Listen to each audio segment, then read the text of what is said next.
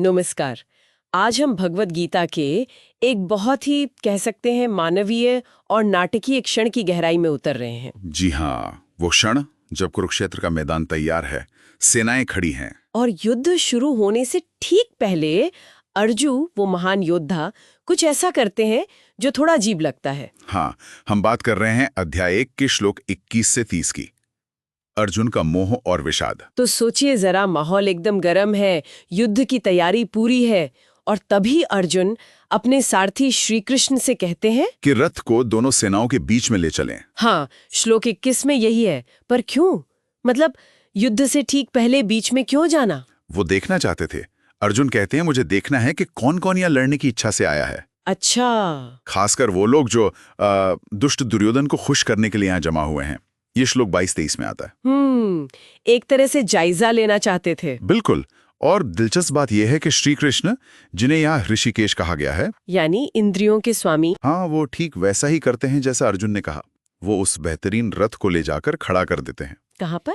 ठीक दोनों सेनाओं के बीच में। और सामने कौन है? भीष्म पितामह, गुरु द्रोण, बड़े बड़े महारथी। ओह। ये श्लोक 24-25 में बताया गया है। और फिर कृष्ण कहते हैं, क्या कहते हैं? हे पार्थ, इन जमा हुए कुरुवंशियों को देखो। मतलब एक सीधा सामना। और अर्जुन क्या देखते हैं वहाँ? क्या उन्हें दुश्मन नजर आते हैं? नहीं, यही तो बात है। उन्हें दुश्मन सेना नहीं दिखती।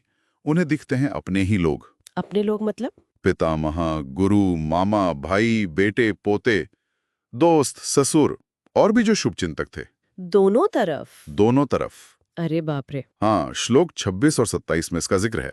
पिता, पितामह, आचार्य, मामा, भाई, पुत्र, पौत्र, सखा, ससुर, सुहृद, सब वहीं थे। बस यहीं से मामला गड़बड़ होने लगता है ना? बिल्कुल। अपने ही स्वजनों को, अपने ही परिवार वालों को युद्ध के लिए तैयार देखकर अर्जुन का दिल, कह सकते हैं, एकदम बैठ जाता है। विषाद। ये सिर्फ दुख नहीं है। नहीं, ये दुख से ज्यादा है। ये मोह है, वो गहरा लगाव जो इंसान को उसके कर्तव्य से डिगा सकता है। हाँ। यहाँ सिर्फ एक योद्धा के डर की बात नहीं है। ये एक इंसान का अपने रिश्तों और अपने उसूलों के बीच बुरी तरह फंस जाने का मामला है। और ये जो अंदर चल रहा था वो बाहर भी दिखने लगता है। हाँ, बिल्कुल। उनके शरीर पर इसका असर साफ दिखता है। अर्जुन खुद कहते हैं श्लोक 29 में। क्या कहते हैं? कि मेरे अंग ढीले पड़ रहे हैं, मतलब कमजोर हो रहे हैं। मेरा मुंह सूख रहा है। ओह। मेरा पूरा शरीर कांप रहा है और रोंगटे खड़े हो रहे हैं। सोचिए, इतनी बुरी हालत। हाँ, ये शारीरिक लक्षण बता रहे हैं कि अंदर कितनी उथल-पुथल मची हुई थी। और भी कुछ? हाँ, श्लोक 30 में वो कहते हैं कि मेरा गांडीव, वो प्रसिद्ध धनुष, मेरे हाथ से फिसल रहा है। गांडीव फिसल रहा है? ये तो बहुत बड़ी बात है। बहुत बड़ी बात। त्वचा जैसे जल रही है, मैं खड़ा भी नहीं रह पा रहा हूं। और मेरा मन वो जैसे घूम रहा है, भ्रमित है। चक्कर जैसा महसूस हो रहा है। हाँ, बिल्कुल। सोचिए, वो योद्धा जिसके गांडीव की आवाज से दुश्मन कांपते थे, आज उसे संभाल भी नहीं पा रहा। तो ये जो अर्जुन का विषाद है, ये क्या सिर्फ एक मतलब इमोशनल रिएक्शन था? नहीं नहीं, ये उससे कहीं गहरा है। ये असल में दिखाता है कि जब कर्तव्य और निजी रिश्ते, वो भी इतने गहरे रिश्ते, आमने सामने आ जाएं, हाँ।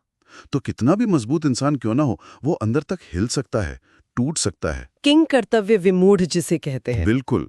क्या करें क्या ना करें कुछ समझ नहीं आता। यही वो मोह की चरम स्थिति है। और यही स्थिति अर्जुन को तैयार करती है आगे ज्ञान लेने के लिए। अच्छा, तो ये टूटना जरूरी था? एक तरह से हाँ। इसी गहरे विषाद और मोह के बाद ही गीता का उपदेश शुरू होता है। ये समस्या की जड़ थी। तो अगर हम इन श्लोकों का सार देखें, तो ये है कि अर्जुन युद्ध से नहीं डर रहे थे। नहीं, बिल्कुल नहीं। प्रियजनों, जिनका वो सम्मान करते हैं, जिनसे प्रेम करते हैं, उनके खिलाफ लड़ना पड़ेगा। एकदम सही कहा। प्रेम और कर्तव्य का वो भयानक टकराव। और यही जो गहरा विषाद है, यही पूरी भगवद गीता के संवाद की नींव रखता है। बिल्कुल।